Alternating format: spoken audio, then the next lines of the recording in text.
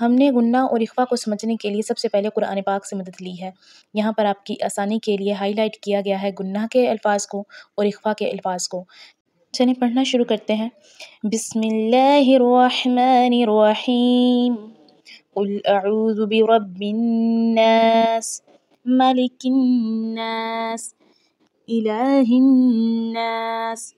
اب یہاں پر تینوں آیات میں برب الناس اور آگے ملک الناس اور آگے الہ الناس، یہاں تینوں پر جو ہے ہم نے غنہ کیا ہے اور نون کو سختی سے پڑھا گیا ہے، اس لیے کہ اس پر علامت تشدید آ چکی ہے۔ آگے چلتے ہیں۔ اب یہ فورتھ والی آیت میں اخفا بھی ہے اور غنہ بھی کیا گیا ہے، پڑھ کر دیکھتے ہیں کس طرح سے۔ من شر الوسواس الخناس۔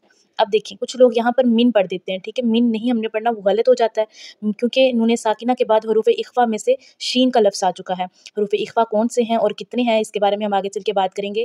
تو یہاں پر ہم نے اخفا کیا ہے میاں میاں میاں، ٹھیک ہے، آپ نے یہ دھیان رکھنا ہے اور پریکٹس کرنی ہے اس کی۔ پھر اس کے بعد خناس پر بھی ہم نے غنہ کیا ہے۔ آگے چلتے ہیں۔